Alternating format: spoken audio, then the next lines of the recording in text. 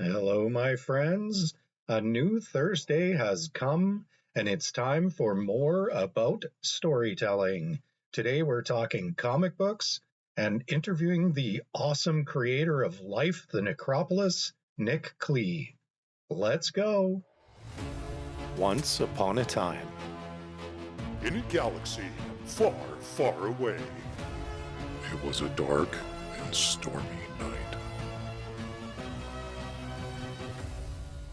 gather round, my friends. Let me tell you a story. So, I was 11 years old. Picture this. It's late spring, getting close to the beginning of summer. I'm 11 years old. I'm at elementary school. It's a track and field day. I'm hanging out with my best friend, and I've got a pocket full of some money. Well, I guess full of is a relative term. Back then, it felt like a lot. That my mother had given me to buy snacks and food at the track and field day. And being a rebellious 11-year-old child, I decided I was going to leave the school and walk across the airfield that was beside our old elementary school to the local drugstore in our little small town. And, I think I had, if I remember correctly, and we are talking a long time ago, I think the intent was to get junk food and candy and the things that we weren't allowed to have, but, they didn't have it at the track day. But what I ended up doing with that money changed my life. I ended up buying a X-Men comic that was on a rotary stand in the IDA drugstore. It was issue number 9, if I remember correctly, which was a Mojo World issue of the X-Men Blue series with Cyclops leading the team and Gambit and Wolverine. And I was hooked, man. Mom was mad about me skipping school and using money that I wasn't supposed to spend on comic books. But when she realized that in a way I was still reading, she was less angry. Still angry, but not as angry as she would have been had I just bought junk food and candy. Because a comic book is still a book. It's just an art form as well. It's a fantastic medium. It's one of my favorite things still to this day. And from that first, delinquent purchase of the X-Men comic book, I was hooked. I was a fandom. I never left. Nick got into it. My friend Sheldon that I grew up with, the three of us together, we came up with our own comic book characters. We wanted to be Jim Lee. We idolized people like Todd McFarlane and Stan Lee and all these guys, and we wanted to do it. We wanted to be comic creators. And, Nick and Sheldon were far better artists than I was. I would never put myself down and say that I was horrid. I definitely had my drawbacks, but where I excelled, obviously, was in the storytelling.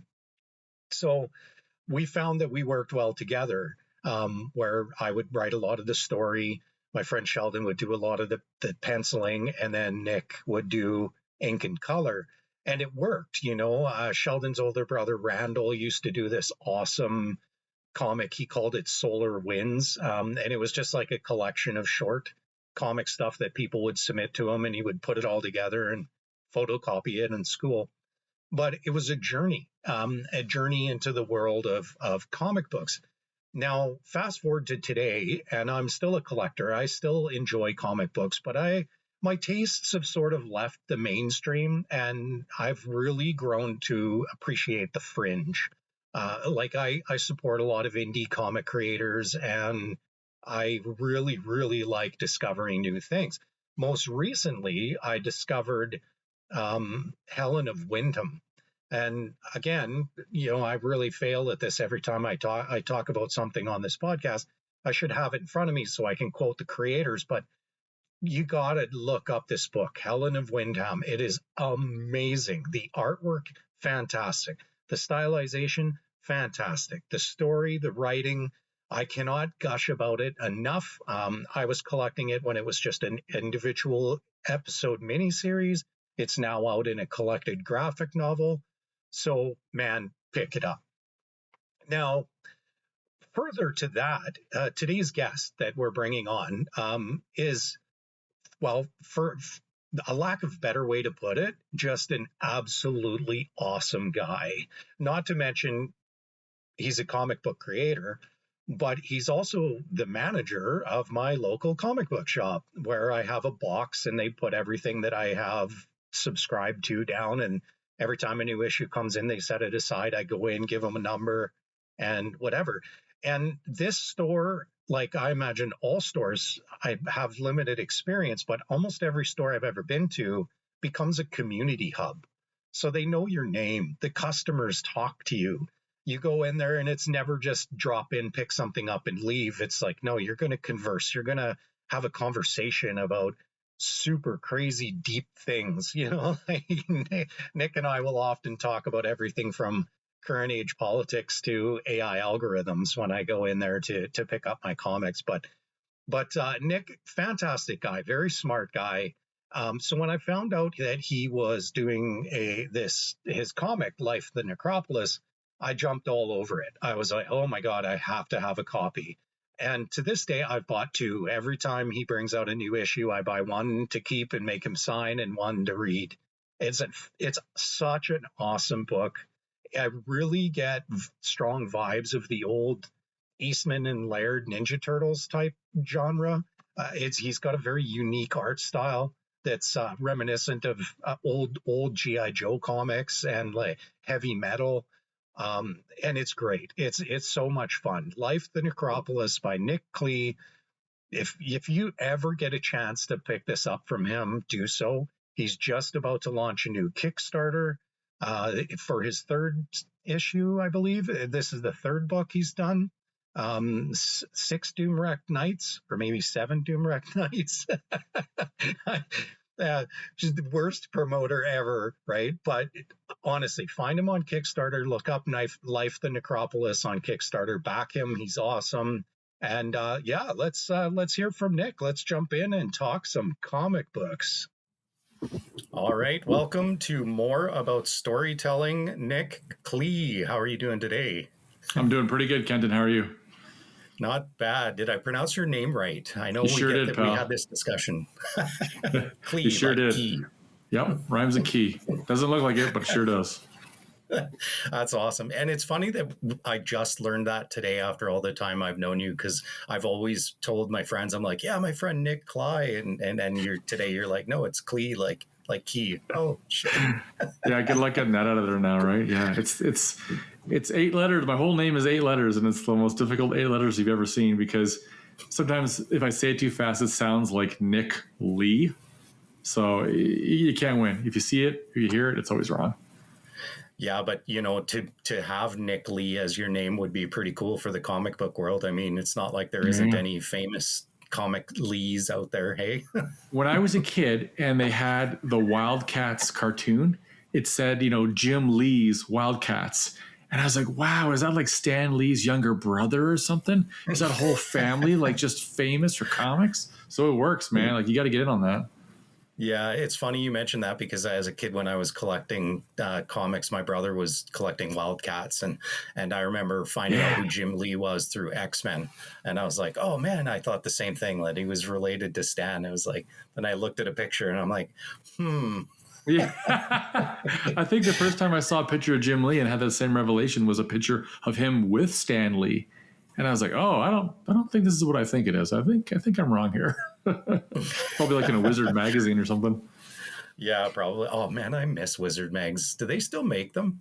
No, it went. I mean, every magazine went out of business in the early 2000s there, but everybody that remembers it for like the first 5 years, and then it went so downhill so fast.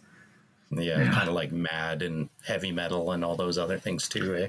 Yeah, in my opinion about Wizard, like there was a period where it was just a bunch of young rabble rousers, and they were all really immature. And so as a teenager at the time, it really appealed to me.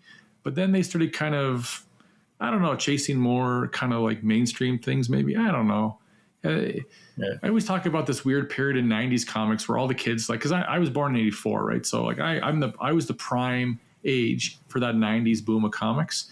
And Wizard magazine was meant for people like me, like my age. And then they started trying to grow up with us. And so as kids my age started graduating high school and going into college, we started thinking like, oh yeah, comics have to be for adults now. And so there's this early period in the late 90s, early 2000s where comics get really weird and try to be really adult and mature. And that's what launched a lot of things. But it's kind of this weird little forgotten period that people don't talk about anymore. And Wizard was a big part of that. And that's why they went out of business, because it was terrible. Like this little period from like 99 to like 2004 or 5, it's just kind of this forgotten footnote where they tried to make comics only for like college kids. And that's Wizard, awesome. That's such a good point, because you think, like, I remember when I was a kid, and I was same thing as you. I was born in 80, and you're collecting these comic books and you think they're for kids. And I remember what it was like the first time I read Spawn and I saw gore and blood and like ultimate violence, and I was thinking, like, what is this, man? yeah. And I think comics, it's like movies. I always tell people it's like movies. There's genres for everything. But when you try to make the X-Men exclusively for adults and not for kids, you've completely missed the point. Like there really is something, like all ages, something like a true all ages title where kids will like it, teenagers will like it, adults will like it. And there was this weird, like I said, there's this weird period in the early 2000s where they put all the X-Men in leather costumes. There was, that's when they started drawing like, that's why Sam Jackson played Nick Fury, was because they started drawing celebrities as the comic characters to try to entice them into the movie roles, and it's just this weird period, Interesting. Yeah, I never made that connection before. Yeah. And a little side note here, they went so far with it, they started making R-rated Marvel comics. They called it Marvel Max. And like a good example is Punisher Max. And Punisher Max is one of my favorite titles, but you still have to have space for the regular universe Punisher, and one of the things they did was they did this Nick Fury comic, and they were working on a Nick Fury movie. This is before the Iron Man movie. They were working on a Nick Fury movie with George Clooney to be Nick Fury. And then, really? So in this Punisher, in this Nick Fury Max comic, they had a character literally named Fuckface. Like they wrote, like it wasn't, yeah, they wrote it and everything. It was like I said, it was an R-rated uncensored comic. And the urban legend is that George Clooney's people saw this and they said, "We're done. We're out. You guys are idiots. We're not associating our like George Clooney's brand with your brand." And supposedly that was one of the big turning points where Marvel realized, oh, maybe we should go back to kind of being like accessible to all ages, not just try to chase these college kids. Yeah, forgot who they were. And it's interesting that you mentioned that too, because like one of my favorite examples of pop culture difference between comics and everything else was when I was a kid at Satellite at my grandparents' house. Used to watch a lot of Teenage Mutant Ninja Turtles, like the cartoon, the original one, and I was like, this is really funny with like Krang and Shredder and Splinter and all this stuff. And then I remember going into Riverside Collectibles before it became High Octane Comics here in Kamloops, and I saw the Eastman and Laird Ninja Turtles book. Yeah, and I picked that up, and here's like Leonardo cutting like those Triceratons or whatever in half with his swords. And I was like, okay, well, this makes a bit more sense now with the weapons, because I always wondered how Leo could fight all the foot soldiers with katanas and never cut anybody. But I was like, what a difference between the property and the cartoon for kids, eh? I found I found an old Eastman and Laird Turtles issue a little while ago in the basement at the store, and I was looking through the letter pages. And so this was happening maybe the late 80s, early 90s with that cartoon. And Eastman and Laird were talking about how much they kind of resented the cartoon because, like, we're not just a cartoon, we're a real comic. So in one hand, they're making millions of dollars making this kids product. But on the other hand, they're going, no, we're real artists. We're for adults. This is like, wow, that's weird to see them like to watch them struggle with that too, you know, where they're just like, hey, like we don't like this. You're ruining our thing. It's like you guys are multimillionaires, you know, like you guys did this to yourselves, and in a good way. I mean, it's positive, right? But it's just funny to see that artistic struggle where, you know, you don't want to sell out, you know, but at the same time, like, I'll cash that check. Yeah. So comics, obviously, Nick, huge part of your life, right? You manage the local game store or comic store that I frequent. That's how we know each other, right? High Octane. How long have you been there? I have been there since 2005. This is my 20th year there. So I've been the manager for, I don't know, maybe 15 plus years, maybe longer. I don't remember. Wow. But I've been there forever, you know, like I think I was 20 when I started there, and it was just, you know, I obviously it was a dream job at the time to go work there. And I've never left, and in a positive way. I mean, you know, there's times where you get sick of retail and things like that, you know, but it's such a fun job. And, you know, every week it's comics, right? I mean, how can you go wrong with that, you know? So I've been there for a long time. And then, yeah, about 10 years ago, I finally decided to make my own, you know, and it's like my whole life is comics right now, like a lifelong comic collector, you know, do it as a profession, do it as a hobby, you know, do it as a dream job. Yeah. Just everything comics. That's awesome, man. So like when you must have seen some significant change in the industry then, like we touched a bit on like the Wizard and stuff back in the 90s and a little bit about that. Did that influence any of your work getting into comics that you make yourself? Yeah, I guess so, eh? So when I was a kid, just like everybody else, I was reading grocery store comics. You know, my favorite title of all time is G.I. Joe. And then you kind of graduate into those Image comics because they were edgy and violent and there's girls and stuff, you know. And then as a teenager, I got more into DC comics. You know, you discover Watchmen, Dark Knight Returns. There's one for me was called JSA Liberty Files. That was the big mature comic that really inspired me to get going. And then I started really getting into Judge Dredd of all things in the late 90s when I was a teenager, because I'd always liked that video game. I liked the movie and the video game from the early 90s, was the Stallone one. And that was probably my first really big introduction into European comics, because Judge Dredd is from Europe. It's an anthology comic called 2000 AD. There was a lot of different European. Yeah, there was a lot of different European artists. And at first, when I was buying them, I was really into this extreme painted art style that they were really famous for in the early 90s and mid 90s. And then there was one that I found in these reprints I was getting, where it was the original Judge Dredd artist, a guy named Carlos Esquerra. He's the guy who co-created with the writer John Wagner. And his art was really old school, really sci-fi, because he had been a comic artist since the 70s. And I didn't like it at first because I was like, where's all that extreme painted art? Like, you know, and I started really gravitating toward that. And then that really got me into the European style, you know, particularly like that heavy metal style. You know, Mobius is a huge favorite of mine. Mm-hmm. And so I started really leaning in towards that. And that's actually kind of what I wanted my comic to be. I said, I want to do that European style. Like, I love it so much, and nobody else really does it. Or there's very few people doing it. Like, that's what I wanted to get into. And, you know, I would say I am completely detached from, like, my style is completely detached from modern comics. You know, there's a couple guys that do it, but they're all considered throwbacks. Don't get me wrong. I'm not saying that I'm this unique individual out there, but like the modern mainstream style is very different. And so I don't do it on purpose to buck that trend, but you know, it's this weird thing in me where I was just like, no, this is what I want. I want to do 70s and 80s stuff. Like, I've decided this is what's for me. So yeah, it's, you know, and that's actually kind of, when people see my stuff, they kind of go like, oh, okay, this reminds me of the old heavy metal stuff or whatever. I'm like, great, perfect, exactly what I'm going for. And so, yeah, and that's something I said to you a couple times too when I was picking up your stuff. Yeah, and so a weird way, it makes it unique and original by being a throwback tribute, right? So you know what I mean? I don't know, but Yeah. So that's awesome.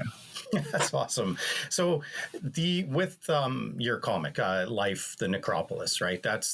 Is it the first work you've ever been brought out? My own, yeah. So when I was in my late 20s, me and my friend, a tattoo artist in town named Phil Ryan, we started working on a web comic together, and I was writing it and Phil was drawing it. It was called The Drove, and it was meant to be sort of a really sarcastic, cynical version of like Star Trek meets Stormtroopers, where it's like these guys, these awesome. Faceless sort of kind of bunny men out in uniforms going around from planet to planet and just kind of killing things and stuff. And it was like a 3-panel funny strip, right? Like it was just something we did. And as it went on, I wanted to draw more, and I was starting to force my way into the art a little too much. And yeah, I was like, that was Phil's realm. I should have left more of it to Phil. And it wasn't a creative difference, don't get me wrong, but I was starting to get that urge, is what I'm getting at, to start drawing. You know, I drew a lot as a kid and I gave it up for a long time. But I was like, you know, like I kind of want to start drawing more. And I was doing more layouts and I was kind of getting picky about the characters. Like, no, I want to look like how I did it. And Phil was kind of like, hey man. Mm-hmm. But what really put an end to it was that Phil started a family. Phil had a daughter, and he was just really busy. We just didn't have time to do it anymore. So it seemed like a natural point in life where I would go off and do my own thing. And Phil started doing some of his own things as well too, in a very positive way. I mean that, you know. So it was this natural point where I was like, okay, let's go off and our own thing. Mm-hmm. And I decided to just start making my own comics. And so I'd say, yeah, like, you know, Life the Necropolis is my first baby, you know, my first comic. But no, like I said, me and Phil is where it started.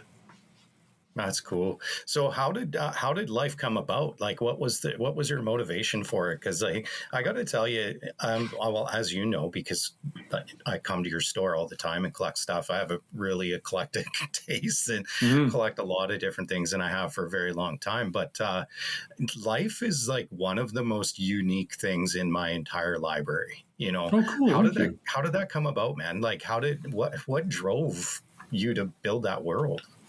It's a ripoff, and I forgot it was a ripoff. So one of the ways I got back into art was there's a guy in town named Craig Wilms, and Craig Wilms works at the Kamloops Art Gallery. He works at the one that downtown at the library. And Craig had come to the store, the comic store. He was a customer there, and he got everyone to contribute to an art project. And I decided I'll contribute to this, where we were drawing comic books, like little 3-panel strips. And then there was another one. And when I did the second one, I was starting to read a lot of Mobius stuff. And I decided I wanted my contribution to be really heavily inspired by Mobius. And so I took a bunch of different elements from things I liked, and I combined them into this character. And I thought it was really funny to make someone continue off that, because they would have to draw that character next. And I thought that'd be really funny to draw this weird crap that they'd have to deal with. And, you know, that's how it went. And then in the interim, I kept thinking of story ideas and things that I wanted to do with this character.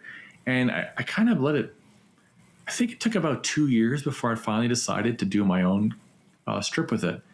But like I said, in that time, in that 2-3 years of me thinking of these ideas, I forgot like almost every element of the character was a ripoff of something from Mobius or some other comic book I liked. So slowly as the series progressed, I had to change all these elements to make it more unique to my own. I was like, crap. I just forgot that I'd stolen all these things. And so in the original comics, he's bald. And I realized, oh crap, that looks too much like this character. So I should change that, you know, little things like that. And, you know, I eventually changed his knee pads and his shoulder pads, or his knee pads and his elbow pads, because I took those from Judge Dredd. I was like, oh crap, I got to change those too. Like I forgot, you know, like, oh, whoops. And he used to have just plain boots, but then I had to give him like kind of armor plated boots. I was like, crap, like those are from Judge Dredd as well too, you know. And there's all these different elements that are taken from things. Well, yeah, good, you know. Like I admit it openly because that's what it was, and I forgot. Like it just sat in the back of my brain for 2 years. And I just forgot to change those. It's funny, if I had this conversation with an author and they were like, yeah, I stole this idea from another author, everybody would be like, oh my God, how dare you, you know? But when you talk comic books and people are like, oh yeah, I stole the idea for Aquaman, and I created Namor. It's like, well, that's just what comics have been doing forever.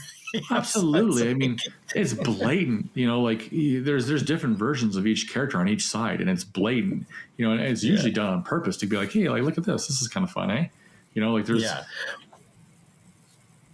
like, there's in like DC has the Justice League, and then Marvel has the Squadron Supreme. DC has Doom Patrol. Marvel had X-Men. DC had Challengers of the Unknown. Marvel had Fantastic Four. DC has Swamp Thing. Marvel has Man Thing. So there were all these parallels, and they were always kind of done tongue in cheek or just kind of whatever, and nobody really cared because it's kind of a proud tradition of comics. Wear your influences on your sleeve. That's what Spawn is. Back to Spawn. It's Venom, Ghost Rider, and Doctor Strange put together. Yeah. I know that. Like Doctor Fate, Todd admits Doctor that. Strange. Yeah, like that's what the cape is from Doctor Strange. The chains are from Ghost Rider, and the character looks like Venom. But at the same time too, Todd did. Suit too. Yeah, Todd did have his own creation earlier than Venom, so it all just kind of comes together. But same thing with Deadpool. Deadpool is Spider-Man, Deathstroke, and Snake Eyes. I wouldn't have picked up on the Snake Eyes until you mentioned that. That fits. Yeah, that one's a little less noticed, I think. But if you go back around that time, Rob is definitely swiping things from G.I. Joe comics, and he definitely says Spider-Man and Deathstroke. But I kind of think most people forget about Snake Eyes. But it's mostly just the machine guns and swords. Like Snake Eyes was doing a lot of that. Mm-hmm. Yeah, they all started and that's the thing. Like, I think, my friends and I, when I was a kid growing up in Chuchua and stuff, and we were all doing our own comic books and drawing and creating characters and stuff too. Half of the time it was like, I really like this character, but I think I could do a better job. Like, I it's like this, but better, or like this, but different. And, yeah, I mean, that's kind of what it is, right? Batman, the original Batman design was a ripoff of Superman, and it's just what it is, right? Like they just go back and back and back like that, right? And that's the fun of it, like it kind of gives the medium its own language in a lot of ways, I think. But at the same time, too, when a new original idea comes out, it's amazing, right? I mean, there's things like even Watchmen, one of the most famous graphic novels of all time. DC had bought these characters, and they were going to use them, and then Alan Moore, the writer of Watchmen, decided to basically kill them all off. And they said, nah, don't do that. Create what's the word I'm looking for? Basically inspired by characters, so we don't have to kill these brand new characters we bought, right? And so the most famous one people will probably recognize right now is that the comedian, from Watchmen, that's a ripoff of Peacemaker. Mm-hmm. Yeah, so that's where that came from. They just switch it over, So it's very common in comics. Yeah. And what I love about the comics thing too is it in a sense, like you can't think of it as theft, because you like you said, you take something you like and you create a different or a better version. But what's awesome about comics is once a character exists, they evolve. They live for so long that you get to see such rare evolution with comic book characters that you just never see in any other medium. Hey? Yeah, exactly. I mean, so like, geez, Batman and Superman are like 80 years old, get close to 100 years old now. So you're going to come up with some different ideas and some new things, right? So wild. Yeah. And yet we have like 6 books with Lord of the Rings characters, right? Yeah. Yeah, they almost take on their own life. But yeah, so what's how long is Life Necropolis going to be? You've got 2 books out right now, right? You had the Red Wizard and I have 3 actually. The first one was called Shrub. I'm sold out of that one, but I'm going to do a new printing for that one soon here. And then the second one is the Red Wizard. The third one is Pranger, and I'm almost done the 4th one, which will be called 6 Doom-Wrecked Nights. And that's kind of a mouthful because I was trying to find a name for it, and you got to come up with something you can almost copyright, right? I got something original. So yeah, 6 Doom-Wrecked Nights is almost done. And then the Kickstarter for that one will be in spring 2026. And then, that's cool. I got a different project planned after that. Wow. It's just so cool to know that you're continuing the creative journey. Cause I remember when you first told me about it and stuff and the Kickstarter and all that you were pretty nervous about it. And the Kickstarter journey was quite the experience for you. Hey? Oh yeah. Yeah. I'm still nervous as all hell about the second time. Cause I've only done one Kickstarter. And the way I explain it to people is that, most of your friends and family will come to your first concert, but will they come to your second and third and fourth? And so that's kind of where the rubber hits the road to find out if you're growing your audience. If people are just humoring you, or if you're actually growing and you're meeting new people and you're making new fans, I guess you'd say. And like everyone has well, not everybody. A lot of people have imposter syndrome. And yeah, like you said, the first one, I was convinced like, nah, nobody's gonna like this. No one's gonna care. It's just gonna die on the launch pad. And now that I'm looking at the second one, it's even worse. I'm just like, no, this one's gonna die even worse, But the first one went really, really well. It made exactly what I needed it to make and more. And so I was just so thrilled with it. But yeah, I'm looking at the second one now going like, this is going to bomb. No one's going to like this. Oh, I'm a fraud. I'm a hack. Just scared. Yeah. Just wrecking myself. But damn it, I'm going to do it. You're going to do it. Yeah. You're going to soldier through, man. And I believe in you, dude. And Thank you. like you, and the con circuit's a new thing for you this year too. Hey, you've done a couple of conventions and stuff this year now too. Yes. Yeah. I just started this year. I wanted to start a year ago, but I chickened out. I guess I just kept telling myself I was too busy. So I've done a bunch so far this year. I've done a couple here in Kamloops. I've done one in Vernon, Penticton, or excuse me, not Vernon. I'm doing Vernon next year, but I've done Penticton. I've done Kelowna. I'm applying to some ones in Vancouver. And yeah, that's the next big thing is, you just keep taking these steps. Like I have this big plan and you just keep taking these steps, and they're all going very well so far. It's been really good to introduce, because social media is the shits. It's dead. It's the shits. Man, and so to go out there, language, to go out there and meet people and show them your work and tell them, and they're thrilled, they're happy, they're willing to take a chance on it. It's just amazing. I love doing it, and it's a lot because of the time and the travel and all those things, and you're just go. But you're exhausted by the end of it. And then you just can't wait to do the next one. You're like, let's go again. You did your the weirdest thing. Yeah, you did your big book tour. I mean, hats off to you for that, man. That was really impressive. Yeah, it's. I know exactly what you're saying when you say that. Like you're just burned right out. But like 2 days later, you wake up and you're like, did that really happen? I want to do it again. Like I wish I had another one this weekend. I could do that every day. Yeah. Yeah, and I mean, I'm looking at things, having more things to sell. Things like T-shirts and buttons and more merchandise to sell these things, right? Because it's really cool. You meet these people and they've never heard of you and they have no idea what your book is, and they look at it and they kind of check it out and like, this is awesome, or like, I really want to try this, and they'll buy like everything you have, and it's like, wow, man, like that is so flattering. Like, thank you. Like if you had more stuff, they would buy it. If you had a T-shirt, they would buy it.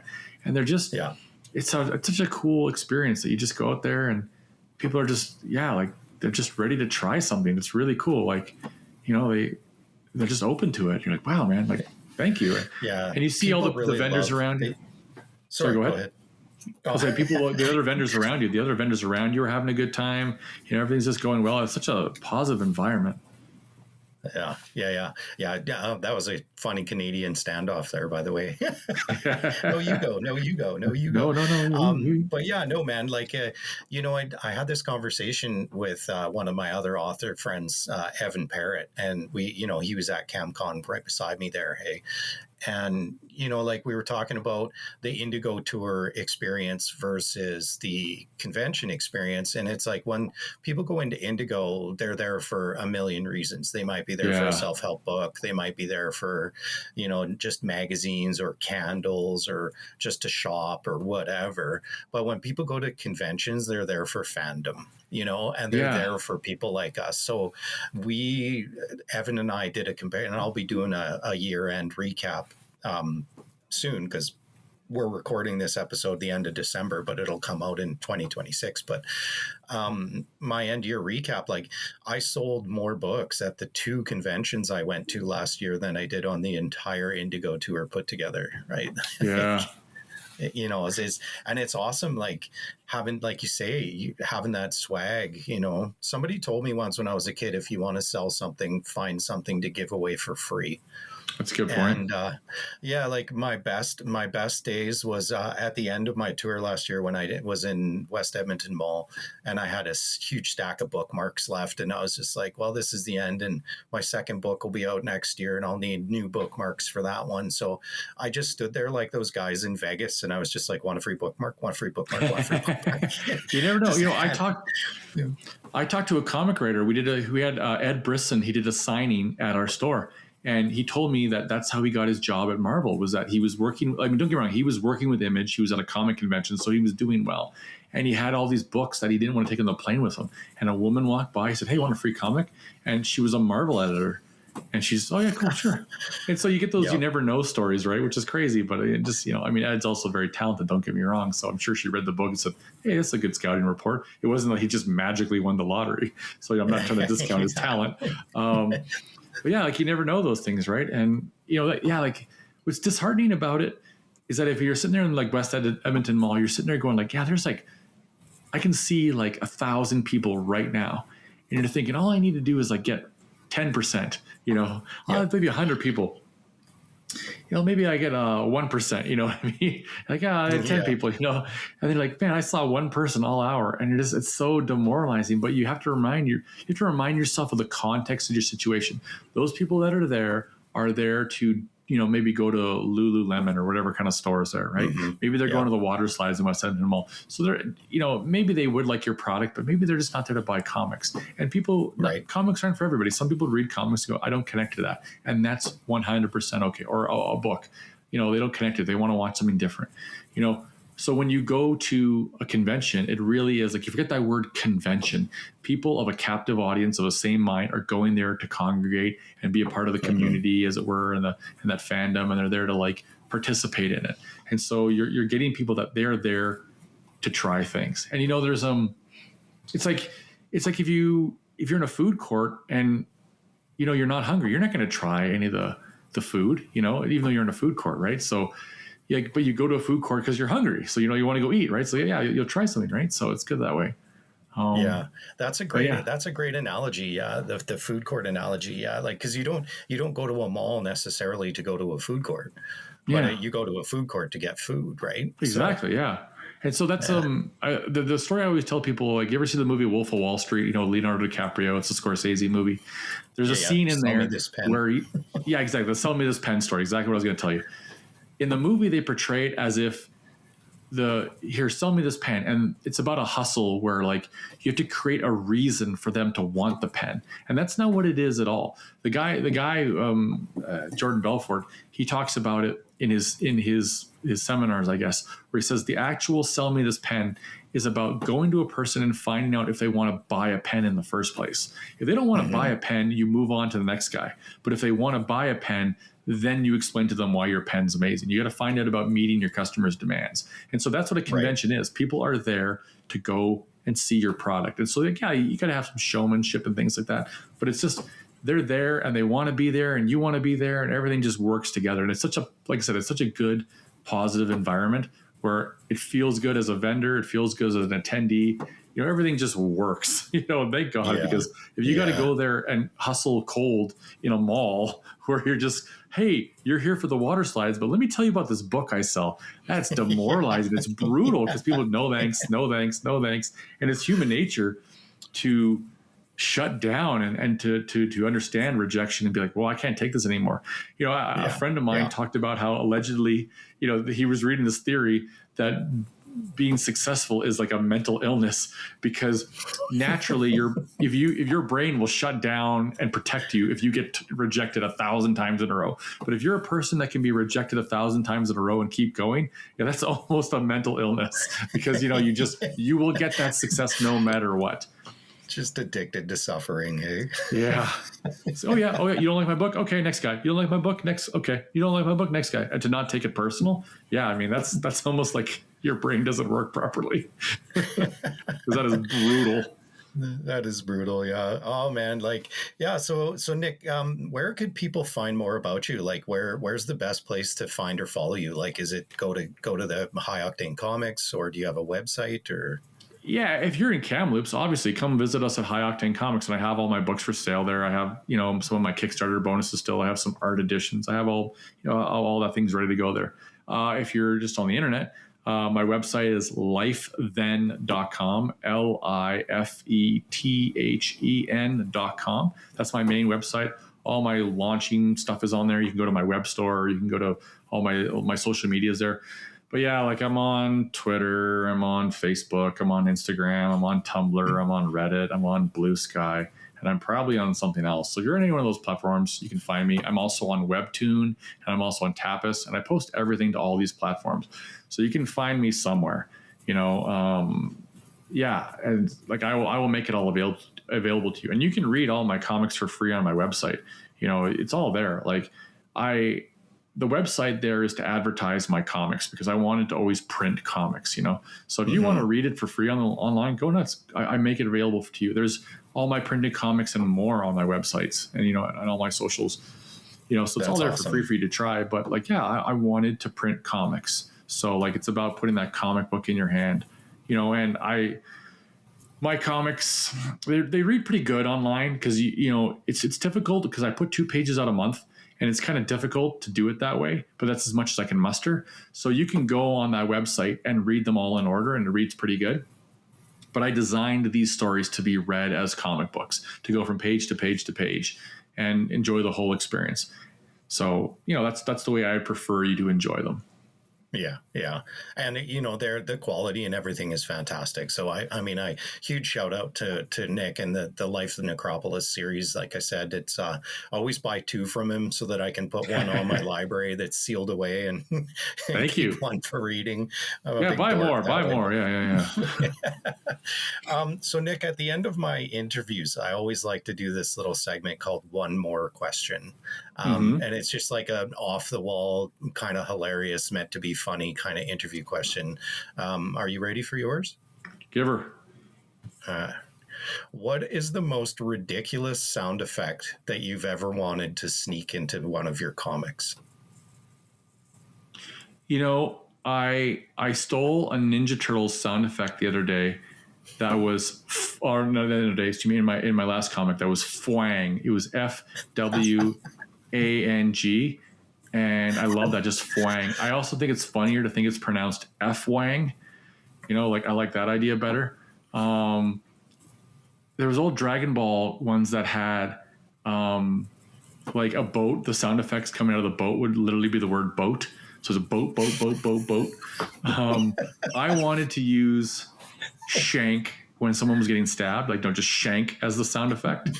Awesome. But it was a serious moment, and I thought that would have broken it up. Yeah, maybe wank though. Like, yeah, I think, get someone getting hit, just a wank. I think that would be a good one. Yeah. That makes me think of like getting hit by a 2x4 or something flat. Exactly. Right? Just big old wank. Yeah, that'll probably get snuck in somewhere at some point. If I haven't already used it, to be honest, I might have already used it. That is amazing.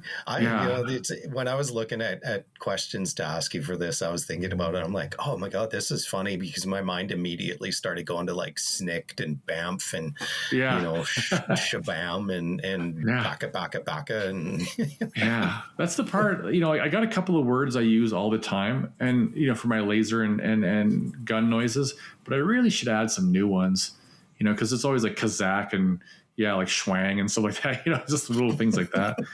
Or but wank is coming. Yeah. Zorp. Let's put Zorp in there, because there's a fine line between making a good sci-fi sound effect and just kind of making it look like you're doing like the Batman Adam West thing, where it's like Biff, Boff. Yeah. It seems kind of like. I still can't believe they put that on air when real sound effects were a thing. Yeah, I thought it was cute, but it set the industry back like 20 years, I think. So, Yeah. Yeah, he said those Biff Bang Pow stories forever, and then he was comics aren't just for kids. Yeah, but yeah, I'm gonna try to sneak wank in there. You know, that's awesome. So keep an eye on Nick Klie's comics so that you can see wank show up in his pages. Put some wank in my comics because that's the thing. I try to put some stuff in there all the time, but I never want to be overt. You know, like I don't want to just like there's a lot of phallic imagery in my comics that's in the background. If you're like, is that a dick? I was like, no, it's not a dick. It's just dick shaped. Because I think it's way more funny.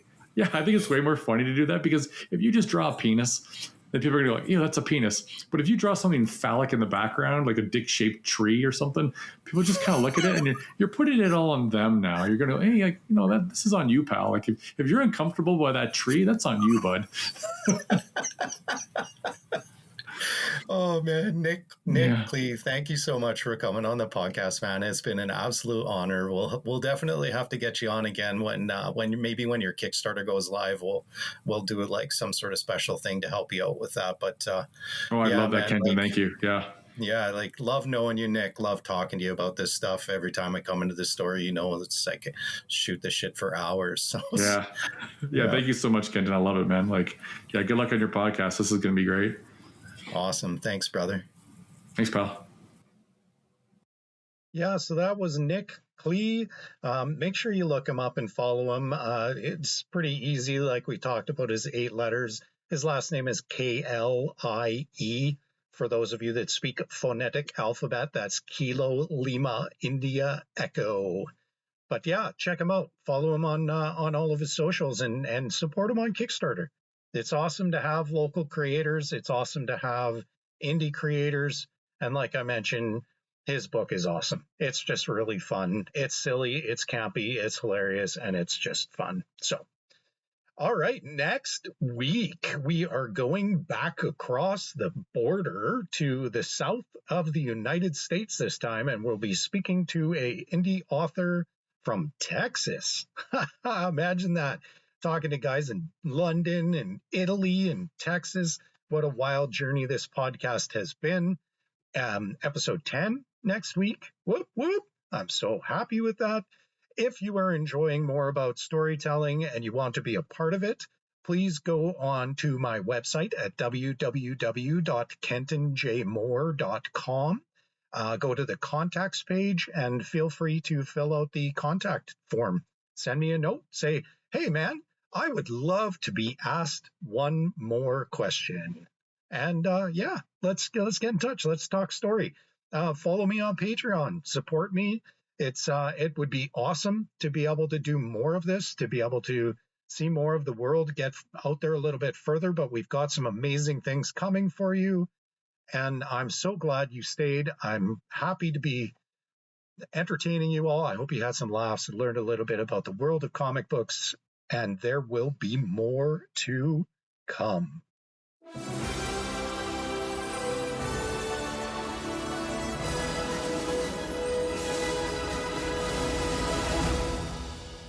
Fade to black. The end.